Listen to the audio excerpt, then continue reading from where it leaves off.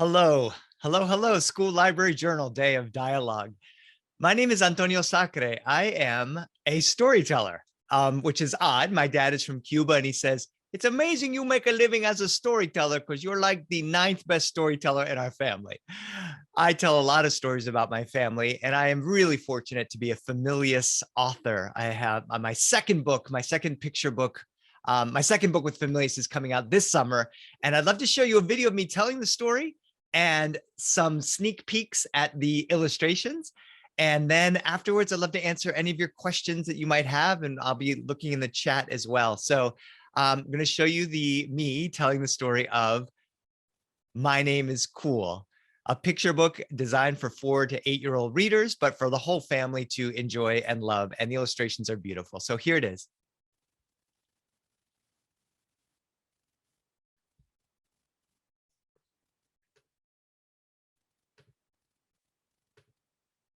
Sorry, Jaden, I can't hear on my side.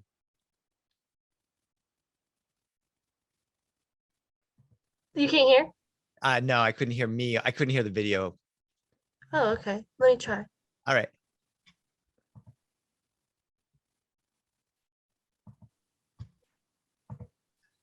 Can you hear now?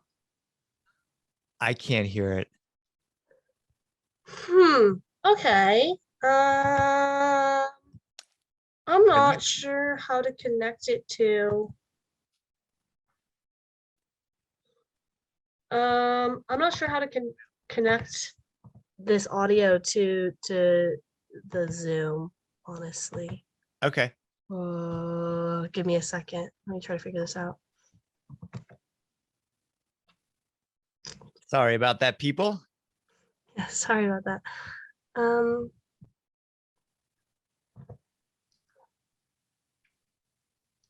I have no idea how to do it. Do you have any idea how to do it? You know what? Let me just tell the story. You can cut that out, and I'll tell the story. Okay, that'll work. Okay, perfect. Stop screen All right.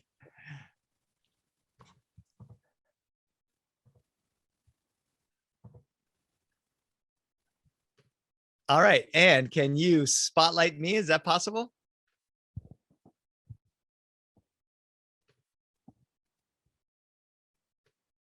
Do you know how to spotlight me, Jaden? Oh, there we are. Excellent. Take two. Hello, School Library Journal Day of Dialogue. My name is Antonio Sacre. I am a storyteller, and I'm also a children's book author. I have 4 picture books published by different amazing publishers, and I have a 5th picture book coming out this summer by the amazing publisher Familius. And I'm here in their booth at this Day of Dialogue, talking about a little bit about my career as a storyteller, but specifically the book that I have coming out this summer. July 19th is the release date, and I cannot wait for you all to see it. It is wonderfully illustrated by Sara de Monteverde, vibrant colors, beautiful illustrations.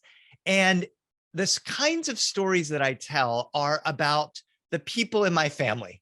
Whenever I work with children, which I do very often, I ask the kids, how many of you know somebody? How many of you know 2 bodies? How many of you know more than 2 bodies? And of course, all the kids are raising their hand. The kinds of books that I write are about the people I know. And many of the books are from the people in my immediate family, the home when I was younger, but also my just slightly extended family. My father comes from Cuba, and it is very common in my family and many of the Cuban families I know for 1 or 2, for 2 or 3 or even 4 generations to live either in the same house or directly next to each other. My grandmother lived in a little duplex with her sister and her niece. And then right next to the other side of that wall was her daughter and her granddaughter. And for the last few years of her life, her great granddaughter. So that household was a house that I spent a lot of time growing up as a kid. But I think a lot about my name. In my Cuban family, a lot of us have different nicknames. I have 8 nicknames, plus my 3 real names. I have 11 names. How did I have so many names? I wrote a story about it. And this story is being published by Familius, coming this summer. July 19th is my release date, my book birth date. And I want to tell you the story, show you some of the pictures, talk a little bit about my other books and my career as a storyteller, and then see if you have any questions for me, either in the chat or afterwards. We can do it live because I'm live now when you see it. When I was born, my mother, who's from Boston, Massachusetts, held me in her arms. She looked down at me and she said, "Oh, he looks like Mr. Magoo." Mr. Magoo was an old cartoon character whose eyes were always squeezed shut.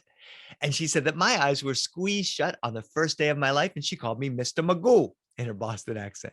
My dad is from Cuba. He said, but we're going to speak Spanish in this family as well. How do you say Mr. Magoo in Spanish? El Señor Magoo. So my dad gave me my second nickname on my first day of life. My mom called me Mr. Magoo. My dad called me El Señor Magoo. My dad's brother, my uncle Tito, that's a nickname. His real name was hard to remember, Raimundo. My uncle Tito came in the room and he said, "No, el señor Magoo es demasiado largo. That's too long." He said, "I'm just going to call him El Goo." So before I had a real name, I had three nicknames: Mr. Magoo, El Señor Magoo, El Goo. Now, my mom and dad weren't going to put that on my birth certificate. So they gave me my real name, Antonio, named after my dad and my granddad. And you're never going to guess what my great granddad's name was. Antonio. I'm the fourth Antonio in my father's family. Now, I'm not Antonio the fourth. That's not something that my Cuban family does, because I have my own specific middle name. My middle name was Bernardo. I was pretty old when I asked my dad why I had my middle name Bernardo. I think I was 12 or 13 years old. And he said, "Mijo, Bernardo was my best friend in Cuba. We played baseball together. We went swimming in the beaches together. I remember him. And that's why I gave you your middle name, Bernardo." I said, "Where's Bernardo now?" He got a little sad. He said, "Ay, mijo, he was never allowed to leave Cuba, and I never saw him again." That's a story that I found out when I was much older. I didn't even know what my middle name was when I was younger, but it was that: Antonio Bernardo, my last name Sacre, and my three nicknames: Mr. Magoo, El Señor Magoo, El Goo. When I was about 5 days old, my grandmother came up from Miami to Boston, where I was born, and she held me in her arms. And she said, "Oh, así que tú eres mi papito." In many Cuban families that I know, papito is given to the oldest born, youngest kid. It literally means little daddy. But my grandmother called me papito because I was the oldest born grandchild in the family, papito. So now I had four nicknames: Mr. Magoo, El Señor Magoo, El Goo, Papito, and my three real names, Antonio Bernardo Sacre. When I was a little bit older, my cousin came to visit me. And she looked at my head and she said, "Oh, your head is like a little coconut." And she called me Coquito, which means little coconut head. So now I had Mr. Magoo, El Señor Magoo, El Goo, Papito, Coquito, Antonio Bernardo Sacre. 8 names. I was only about 4 months old. About a year and a half later, I started to walk and run and smash into things all over the house until I was covered in bruises. My mom would say I would run into a table, you'd run over, you'd cry, I'd pick you up, you'd smash into the table again. And soon I had bruises up and down my arms. And my other uncle said, "Parece un futinguito." And my mother said, "What's a futinguito?" And he said, "It's a beat up old jalopy car that can barely run." So I was a beat up old jalopy kid who could run really well and smash into things. That was another nickname: Mr. Magoo, El Señor Magoo, El Goo, Papito, Coquito, Futinguito, Antonio Bernardo Sacre. 9 names. And I stayed with only 9 names until I was about almost 5 years old. It was the night before kindergarten that I got another nickname. The night before kindergarten, my dad said, "Mijo, mañana tú vas a la escuela. Tomorrow you're going to kindergarten." And I said, "No, I'm not." My dad said, "Yes, you are." "No, I'm not." "Yes, you are." "No, I'm not." He said, "Por qué? Why not?" I said, "Dad, I'm scared." "Oh, mijo, it's nervous. It's normal to be nervous and a little scared." He said, "I know what. Let's play an imaginary game." I love playing games with my dad. I said, "Okay, Dad, what are we going to play?" He said, "Okay, mijo." He took all of the cushions and pillows off of our living room couch and he piled them up on the floor. He said, "Mijo," mijo means my son, my boy. "Mijo, what do you see?" And I said, "Dad, I see a bunch of cushions and pillows on the floor." "No, mijo, usa tu imaginación. Use your imagination." And I did. I used my imagination and I looked down He said, what do you see, mijo? I said, a bunch of cushions and pillows on the floor. No, mijo, usa tu imaginación. Use your imagination. And I did. I looked. I said, what am I looking at, Dad? He said, oh, un barco. You're looking at a boat. I said, oh. Then my dad stood on the top of the cushions and he started to move up and down. And I stood behind him and I started to move up and down. He said, mijo, can you feel the waves? And soon my imagination kicked in. Yes, Papa, I can feel the waves. He said, yo soy el comandante. I'm the commander. Tú eres el capitán. You're the captain. I said, soy el capitán. He said, aquí vamos. He said, we're going over the magical sea of knowledge. I said, where are we going, Papa? To the wonderful island of kindergarten. The wonderful island of kindergarten. He said, where you're going to learn your letters. I said, letters. Your numbers. I said, numbers. He said, colors and shapes. Yeah. You're going to learn to read and write. Yeah. And by the time we were moving over the ocean, I couldn't wait to get to the land of kindergarten when a very real, not imaginary mosquito landed on my dad's rear end. I was at a school telling stories a few weeks ago, and a little 5-year-old girl, she said, what's a rear end? And I said, your butt. And she went, it ruined the class for about 3 minutes. Anyway, in the book, I think it's rear end or butt. I forget. Anyway, there was that mosquito on my dad's fundido. And I had to snap into action because I was el capitán, the captain of that boat. So I took my hand back, way back, and I went smack right on my dad's butt. He said, oye, ¿qué está pasando aquí? What's going on here? And I held up that squash mosquito and I said, mosquito. And he said, oh, me salvaste la vida. You saved my life. He said, tú eres el capitán de los mosquitos. You are the captain of the mosquitoes. And that's how I got my 10th name. 7 nicknames: Mr. Magoo, El Señor Magoo, El Gu, Papito, Coquito, Futinguito, Capitán de los Mosquitos, and my 3 real names, Antonio Bernardo Sacre.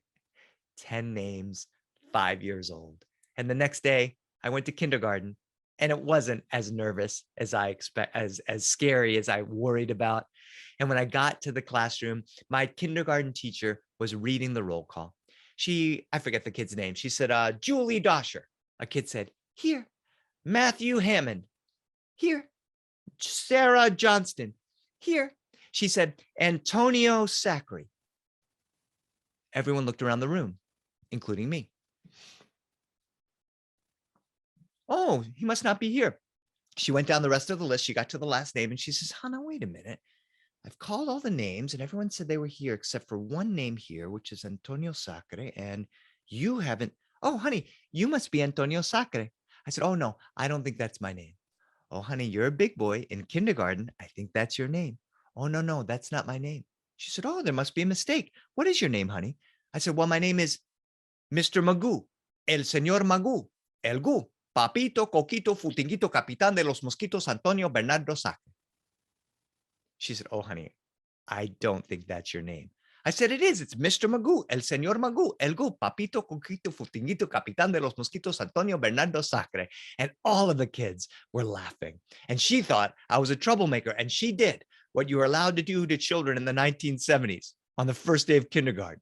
She said, go to the principal's office. I was sent to the principal's office on my first day of kindergarten.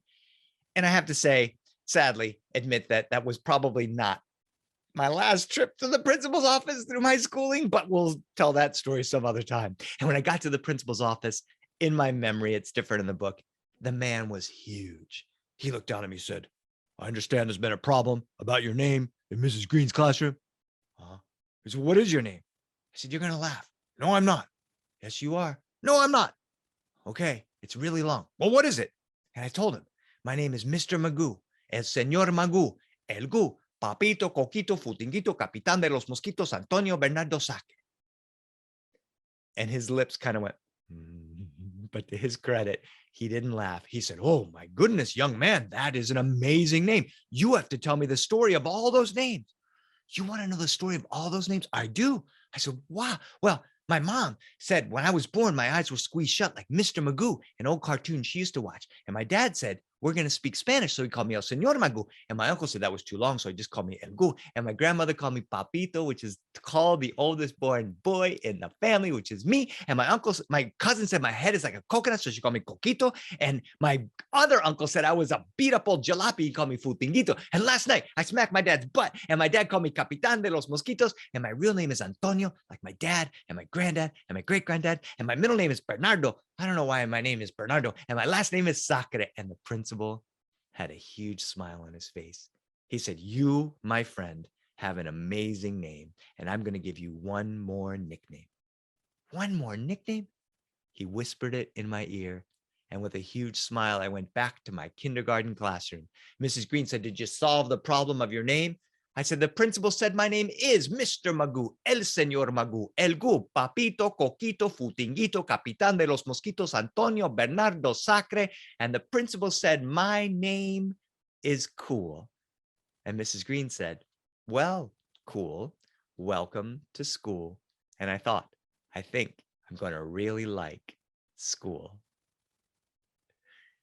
That is the story. My name is Cool. And I want to tell you a tiny bit about it. About a number of years ago, I was very fortunate to publish my first chapter book.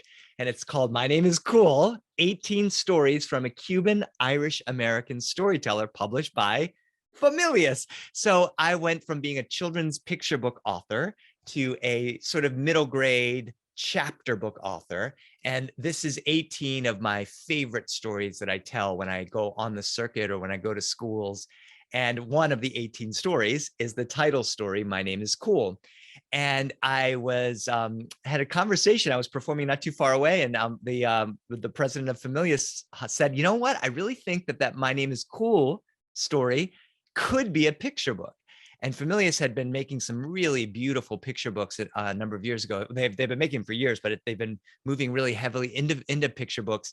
And so we took the story, the chapter from this book, which was a very incredibly well-written story at about 2,000 words, and we cut it down to 800 words. So I had some amazing help from the editors at Familius, and then found this phenomenal illustrator to illustrate them.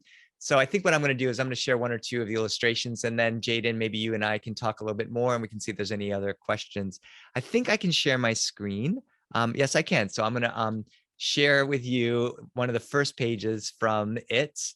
Let's see, sharing screen. Oh, actually, do you have the, it's in the chat. I think I can't share. Can you enable me to share screens, Jaden? Is that possible? Oh, you just did. Okay, great. All right. Sorry about the sheet. Oh, there it is. Okay, so here is the first spread from the book. I have got a bunch of nicknames, 11. How did I get them all? So that gives you a little sense of what the book is going to be. And let me show you one more.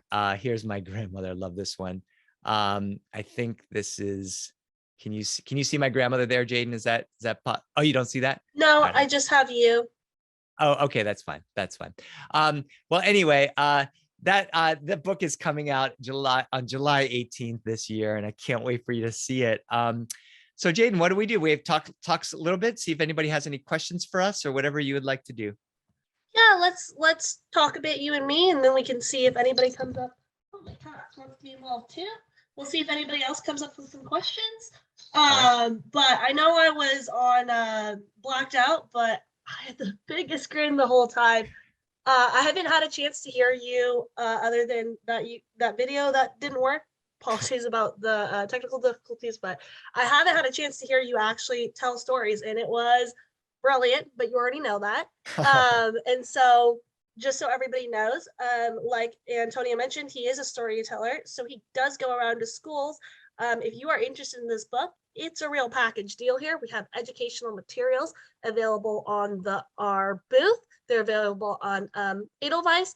In the chat is a link to the ARC, and there's educational materials there, like I said. You can also feel free to email me. My email's over there. If you need anything to do with this book, give me an email. Antonio also has a website where you can see some of his different packages for storytelling. But yeah, if you're interested in this book, it's a whole package deal. There's so much added value that goes along with this book. I think something really interesting to point out here is this is not just an Antonio experience. At least I know when I was talking to Antonio first about this book, I had the same exact issue. And I've never like read a book where I'm like, I resonated so much with it. When I went to school, I had no idea my name was Jaden. No clue. So I related to that so much where it's like you're arguing with the teacher and you're like, that's not my name. I swear it's something else. So I want to ask you, because your name is an obvious point of otherness. And I want to have I know that it is a difficult conversation to have, but how did you realize, aside from your name, that there was some sort of otherness that separated you from other kids? And what did you do to overcome that? And how would you recommend? I mean, there's some ways to do it, which is that like you hear from others that it's okay to be different, but how would you recommend it to kids to get over this hump and to accept their differences? Yeah, it's funny. So things are so much different now, right? So in the 1970s, when I was a kid, when I was going to school, there was not a lot of books that existed, and we ended up moving to Delaware, which is an amazing state. I love Delaware and I love visiting Delaware. But at the time, I really just didn't know that I was other until I went to my school for the first time. In my house, we spoke Spanish. My grandmother visited. She never spoke any English. My mom was learning Spanish and we spoke English. And, the way my dad said my name, the way my grandmother said my name was just normal. So I didn't even know that I wasn't normal until I went to school. And the kids were like, why does your dad have that accent? And my dad just sounded like my dad. He didn't sound like he had an accent. Now, as a storyteller now, I love doing my dad's voice. Let's go talk to Familias Publishing, and it makes me laugh because I love him so much. I love to think about him. But kids in Delaware never would have heard that accent. Now I travel around the country. I've been in 45 of the states telling stories over the last 20 years. And you can always find a Spanish language station on pretty much any state I'm in. And not just that, you can also hear other languages. So I love to just scan through the radio. I'll have to tell kids what a radio is, but the idea of like, just hearing the other languages. So, I think that part of it was, I did have a period of shame. I didn't want people that, I could never escape the teacher reading Antonio Bernardo Sacre on the first day of school. And if by the time I got to third or fourth grade, I would try to intercept them before the class started and say, listen, my name is Tony. I wanted an American sounding name. And sadly, I did this. I told my dad, drop me off down the corner. I don't want the kids to hear you and me speaking, and it really, it's in a lot of ways, my whole career and my whole accepting my identity came from my grandmother. I would visit her when I was a teenager and I wasn't able to speak Spanish with her as fluently. And she was like, what are you talking? Why don't you understand me? What's wrong with you? And I realized it didn't matter if kids made fun of me. What mattered is I was able to connect with my grandmother, my Cuban side of the family. And so one of the things that I did is I began to just write stories about it. I began to tell stories about it. And once my friends sort of met my grandmother through some of my stories, it became something that was like, what would your grandmother say about this? They wanted to hear my grandmother's stories. And in some ways, as I got older, all of my early picture books were really just either based on my grandmother or stories I heard my grandmother telling me. So I don't know. I guess it's just an example. Here's a guy who, in some ways, if you look into that book, he's made fun of for his name. He's made fun of by the teacher. He's sent to the principal's office, and not that that's good or normal, but that's kind of, it's like, well, we have to sort of investigate what it is. So I feel like just, asking the question. I love to ask kids, do you know the story of your name? And some of them do, and some of them don't. And if they don't, that's a homework assignment. Like, go home and why do you have that name? And you know what? Many kids are just gonna be like, oh, my parents don't know. It's just a great name, cool sounding name or whatever it was. But I feel like it can be a real point. And then also lastly, if you just think about all the nicknames in your family, right? The terms of endearment, the things you say. My brother couldn't pronounce Caroline, so he called my cousin Kiney instead of that. And then it was like Kiney became Heine, so we call Caroline Heine. And it's like in our family, it's very sweet. So I think that it's a real jumping off point for lots of different stories that you can tell. Yeah, that's fantastic. I think you brought up tons of really great points there. It is not a common thing for everybody, but it is for you and me. And so if we can, if you can relate to one kid out there who feels uncomfortable with their name or their identity or their heritage, that's what matters. I think All of our books are important, but this one in particular is a story that needs to be told, and that kids don't have available to them. As we know, things have shifted since you were a kid, even since I was a kid. And there are more diverse books out there, but there needs, there continues to be a need for them. And I think this one does a really great example of helping kids to feel comfortable in their own skin. And that's a really important thing. The other question I had that was really interesting to hear, I had no idea, I knew about your first book with Familius, but I didn't know that Christopher was the one, our CEO was the one to be like, this needs to be a picture book, because it did, and it does, and it is now. But I'm curious, how did you get involved with Familius, and why Familius over any other publishing house? So it's funny. I really have made a living as a storyteller for the last 30 years. And I just, that's a huge part of who I am. And part of being a professional storyteller is being invited to amazing festivals around the country. And so I was just at a wonderful festival in Utah called the Timpanogos Storytelling Festival. I've been there many times. And that's the spot that Christopher would go, both as as a participant, just a spectator wanting to hear great stories, but also as, with his publishing hat in mind. And so it was years ago that I did actually I did about, I think he heard me do 10 of the 18 stories that became this book. So it in some ways, like, he was the one who had a vision for that kind of chapter book. Like, I really thought I was just and amazingly a picture book author. I didn't realize that I had a chapter book in me. And so I think, like, part of it is somebody has a vision for you, or even has a belief in you that you don't even know. This is the role of the mentor. Many teachers and librarians that I know are mentors to children. A kid comes in to a library and says, I love this series of books. Do you have anything else? And that the librarian says, oh, read these books and these books and these books. So, I listened to an actor speak a couple years ago, and she said, people always ask me how I choose my roles. And the reality is I choose the ones that they give me. So, like, there was nobody out, no other publisher saying we should turn that book into a picture book, and Christopher was the one who did that. It's funny, we went through all the other stories in here, and that one seemed to make the most sense. And, I don't know, I have a dream of turning some more of those into picture books as we go along. But that one did make the most sense. And it's in the title, family is a huge part of what I am. Like I've said, the stories of my family, now that I'm older, I'm telling a lot of stories of my family members that are no longer around. So my grandmother's stories, she would be 110 if she were alive today. And now sadly, many of those uncles and aunties in my story have now passed. Uncle Tito passed away about 5 years ago. And, that I love the idea of how important family is, how important family can be. And the fact that it's really easy for me to say to people, go to Familius and just get any of their books, right? And I'm really proud to be a Familius author. So yeah, I both a mixture of luck and happenstance. Christopher happened to be in the audience at a festival, and then also hard work. When he said, hey, can we turn that 2,000 word story into a picture book? I had a great editor at Familius, but I did that the first hard passes to make it more appropriate for that. That's awesome. I had no idea.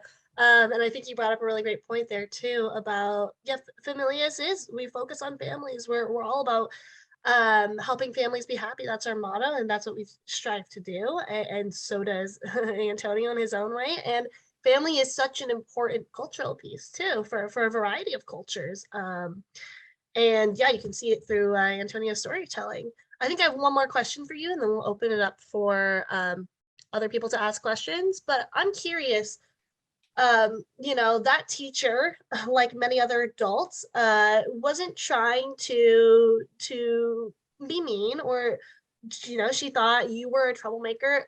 A lot of people do things, culturally insensitive things, out of ignorance. What would you recommend to any adult who wants to become more culturally aware, and to gain knowledge, stop being ignorant?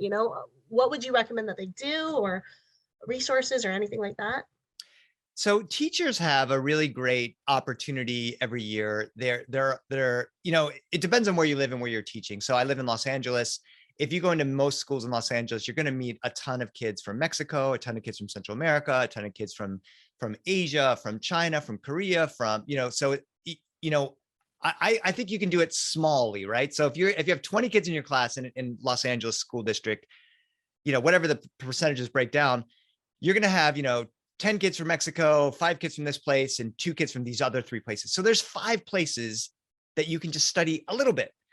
Don't go and study the whole world because you don't have the time. I know how busy teachers are. I'm married to an educator.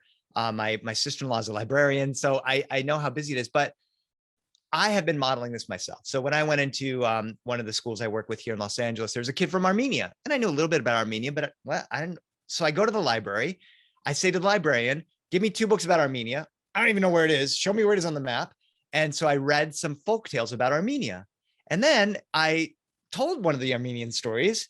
And the kid was like, I could, if I gave her $1 million, she would have been just as surprised. She's like, the spider web story at Christmas time. My grandmother told me, and she becomes the star of the classroom.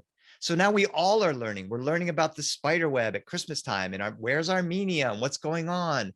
And so now I've forgotten how that story goes. Maybe I've forgotten where Armenia is on the map, but the next year there's now a kid from Kenya. All right, what's Kenya about? I go to my library. Hey, Kenyan folk, you know what I mean? So it's also just exciting. It's exciting to see where we're common and where we're different. Many, many cultures have a version of the Cinderella story. So I always try to find that version.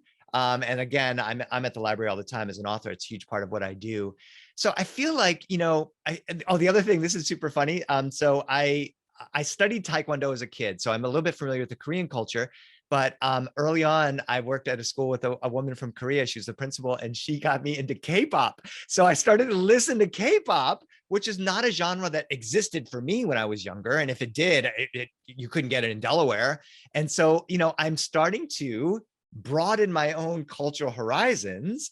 And then in Los Angeles, it's super easy to find a Korean food. So now I'm eating Korean food and I am listening to Korean music. I don't know what any of the words are. As a matter of fact, I have to be a little nervous. I'm a little nervous because most of it is pretty clean, but maybe not. I don't know. It could be, so, I would just encourage teachers, when you have 1 or 2 kids from a culture you don't know anything about, just spend a minute at the library, get a folktale from that culture.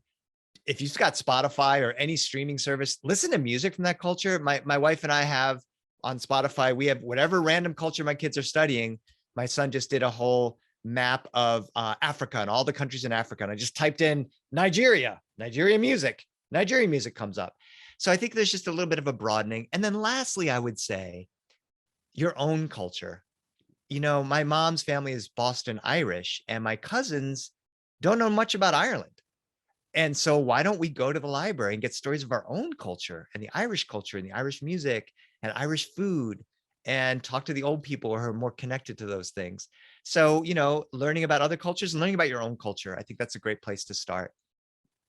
I had a comment come in while you're talking that's awesome advice. And I would definitely agree with that. I think just to add a bit, you're in LA, you grew up in Delaware, which, is a lot. Such a different environment. I'm in Oregon, Portland, Oregon, where our population is 70% white. And so, what you're talking about, exploring other cultures is so important. If you're in a predominantly white place, you're not getting exposure to these. That's what makes Antonio's story so vital is for, this story can be for everybody, but it's also for that here in Oregon, we have 10% Latino population, and it's for those kids who feel different and other. And I love this story if you can't tell. It's an important story, especially for places that are predominantly white. And then the K-pop thing is hilarious because you're a real trendsetter for that one. Because I remember when I was a kid, I'm Korean, and growing up, it was all these love songs and K-pop. And so I grew up with these really dramatic love ballads. And then all of a sudden it's all these boy bands and it's a completely different vibe. It's so great that you're interested in that culture, and LA has the best Korean food too. I want to see if there's any questions from the audience before we wrap up. And and you can throw them in the chat too if you want, or any thoughts you might have.